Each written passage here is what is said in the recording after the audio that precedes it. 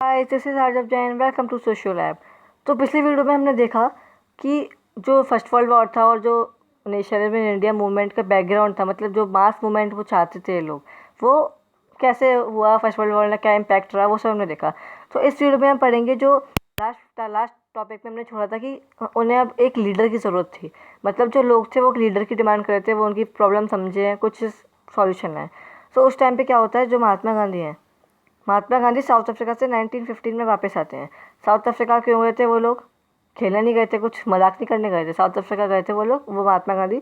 मतलब वहाँ पे जो रेसिस्ट रिजीम चल रहा था, मतलब वहाँ पे क्या होता था, जो गोरे लोग हैं उनको ज़्यादा, मतलब लॉ लॉ मतलब उनको ज़्यादा वो मिलता था, और जो ब्लैक्स थे और जो नॉन वाइट्स थे उन्हें बहुत कम एडवांटेजेस मिलते थे। मतलब उनको अच्छे से रखा नहीं जाता था, और वाइट्स को बहुत ज़्यादा एडवांटेजेस मिलते थे वहाँ पर।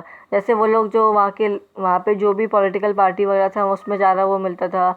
और जो ब्लैक्स उनके उनको जो सोशल बॉयकॉट भी किया जाता था ब्लैक्स का। तो ये सब लड़ करके आए थे वो लोग 1915 में इंडिया वापस।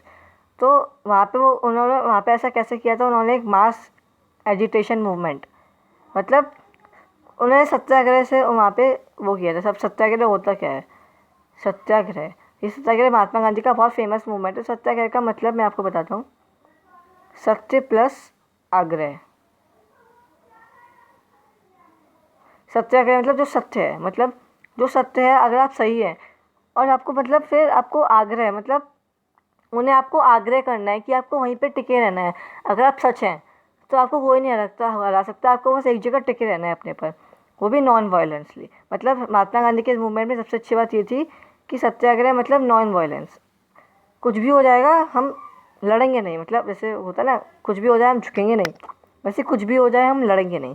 ऐसा महात्मा गांधी का वो था विचार, नॉन वायलेंस। मतलब सत्याग्रह मूवमेंट के में नॉन वायलेंस को बहुत फोकस किया गया था, मतलब वायलेंस नहीं करना है। तो इससे क्या हो गया, जो सत्याग्रह का आइडिया था उससे ट्रुथ, मतलब जो सत्य है उसकी पावर को थोड़ा एम्फेसाइज किया गया, मतलब दर्शाया गया लोगों के मन में कि आप बिना वायलेंस के भी आप अच्छे से आप अपनी बात को बता सकते हैं। तो truth, truth is the keys of non violence. समझ गए आप? तो अब क्या होता है, जो ट्रुथ अब ऐसे हवा हवा में तो होगा नहीं। अब सत्याग्रह मतलब उसकी फिलॉसफी क्या थी, सत्याग्रह का मेन मोटो क्या था? वो सब गांधी जी ने कहा था, अगर आप सही हैं, इफ़ यू आर ट्रू, और स्ट्रगल है वो किसी अन्याय के ऊपर है, मतलब अगर आप सही हैं और जो आप स्ट्रगल कर रहे हैं वो किसी अन्याय के ऊपर है, तो आपको बिना किसी फिजिकल फोर्स, मतलब बिना किसी वॉयलेंट के या मारपीट के, आप जो ऑपरेसर है, ऑपरेसर मतलब क्या होता है मैं आपको पहले ये बताता हूँ। ऑपरेसर मतलब a person who is wrong, मतलब a person who is wrong, मतलब जो आपके जो गलत कर रहा हो, जो अन्याय कर रहा हो। जब पर्सन या कोई टीम भी कह सकते हो, मतलब वो ऑपरेसर है जो आपके साथ गलत कर रहा हो, अन्याय कर रहा हो। तो आप बिना किसी वॉयलेंटली, अगर आप सही हैं तो आप उसे बिना वॉयलेंस के भी आप उसे हरा सकते हैं।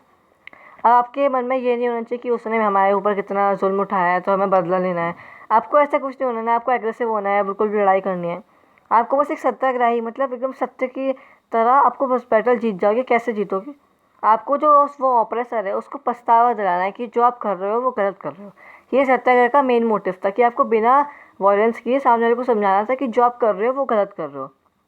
अब इससे क्या होता था, जो ऑपरेसर थे उनके, मतलब जो लोग थे उनके साथ साथ जो ऑपरेसर हैं, मतलब जो ख़राब लोग हैं, वो भी ट्रुथ को देखने में कामयाब हो सकते थे, और ट्रुथ को एक्सेप्ट करने के लिए भी, मतलब बहुत ही ज़्यादा आप कह सकते हो, बहुत उन्हें फोर्स कर सकते थे हम कि वो ट्रुथ को एक्सेप्ट करें। अब ये सत्याग्रह का मूवमेंट आपको समझ में आ गया होगा अच्छे से कि सत्याग्रह क्यों हुआ, क्या हुआ। अब सत्याग्रह का इंडिया में आने का क्या मोटिव था, मतलब अब इंडिया में सत्याग्रह को लाना तो थोड़ा एक्सपेरिमेंट किया गया, experiments of Satyagraha in India. मतलब इंडिया में कई कुछ कुछ कुछ जगहों पर सत्याग्रह मूवमेंट को कोशिश की तो वो कहाँ किया गया मैं आपको बताता हूँ। तो सबसे पहले सत्याग्रह के मूवमेंट को बिहार में चालू किया, मतलब बिहार के एक जगह पे चंपारण। ये सब बहुत मेन टॉपिक से आपको थोड़ा याद कर लेना है, इसके नोट्स आपको डिस्क्रिप्शन में मिल जाएंगे, वहाँ से नोट्स डाउनलोड कर सकते हो, आपको सब कुछ मिल जाएगा। अभी आप समझते चलो। तो बिहार चंपारण में उन्होंने क्या किया था मैं आपको बताता हूँ, बिहार चंपारण में क्या किया। तो बिहार में, मतलब ये बिहार चंपारण का मूवमेंट हुआ था वो 1917 के अंदर हो गया था। उसमें क्या किया, वो चंपारण गए महात्मा गांधी, और उन्होंने जो वहाँ के पीजेंट्स थे, मतलब जो पीजेंट्स मतलब जो वहाँ के आप समझ रहे हो पीजेंट्स का मतलब क्या होता है। पीजेंट्स मतलब वहाँ के जो एग्रीकल्चर के मतलब वो सब आप समझ रहे हो, जो वो लोग स्ट्रगल कर रहे थे ऑपरेसिव को लेके। मतलब उन्हें आपको फोर्स किया कि आप जो ऑपरेसिव सिस्टम चल रहा है जो प्लांटेशन सिस्टम का बहुत ख़राब सिस्टम चल रहा है। तो उस टाइम में क्या था, प्लांटेशन सिस्टम बहुत ही ख़राब था, प्लांटेशन वर्कर के लिए बहुत गड़बड़ थी, बहुत जुल्म उठाया जाता था। तो उसके खिलाफ आपको आवाज़ उठानी पड़ेगी, पर नॉन वायलेंटली। तो ये आप सबसे पहले चंपारण बिहार में उन्होंने ये किया। अब सेकंड पॉइंट आता है कि गुजरात में, सेकंड पॉइंट वो गुजरात में गए। गुजरात में कहाँ पे गए, खेड़ा डिस्ट्रिक्ट ऑफ गुजरात। ये भी 1917 में ही हुआ था, ये भी 1917 में हुआ।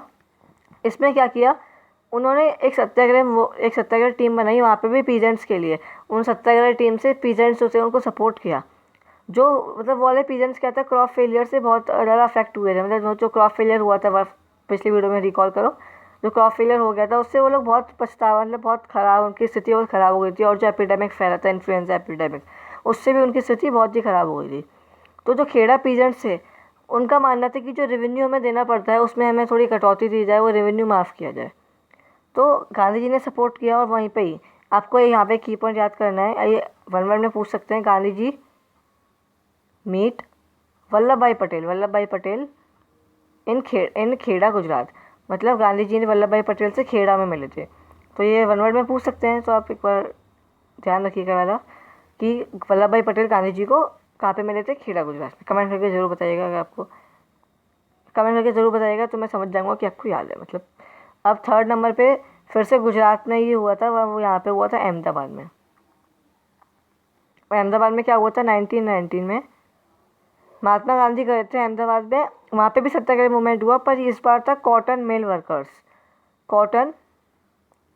वर्कर्स। ये भी इसमें क्या था, वरना ज़्यादातर जो आपने देखा खेड़ा और चंपारण में वो ब्रिटिशर्स के खिलाफ हो रहा था। पर ये जो कॉटन मिल वर्कर्स थे वो इंडियंस ही थे। कुछ इंडियंस जो बहुत लालची हुआ करते थे उस टाइम पे। अब वो लोग क्या थे, जो कॉटन मिल वर्कर्स थे वहाँ पे, मतलब इस केस में ये लोग ऑपरेसर थे। मतलब जो कॉटन मिल वर्कर्स थे वो लोग ख़राब थे। तो इनके खिलाफ मूवमेंट के लिए अहमदाबाद में सत्याग्रह मूवमेंट चालू किया गया। तो ये मैं आपको पूरा सत्याग्रह के बारे में बता दिया है। नेक्स्ट वीडियो में हम पढ़ेंगे जो ब्रिटिशर्स का रॉयल्टी एक्ट पास किया था ब्रिटिशर्स ने, वो क्या था, क्यों था, पूरा सब कुछ नेक्स्ट वीडियो में पढ़ेंगे। और उसके पहले आपको नोट्स चाहिए तो नीचे मैंने ब्लॉग का लिंक दे दिया, वहाँ से डाउनलोड कर सकते हैं फ्री में। और वीडियो को लाइक ज़रूर कर देना, चैनल पर सब्सक्राइब कर देना। मिलते हैं नेक्स्ट वीडियो के लिए, bye bye, tata, see you.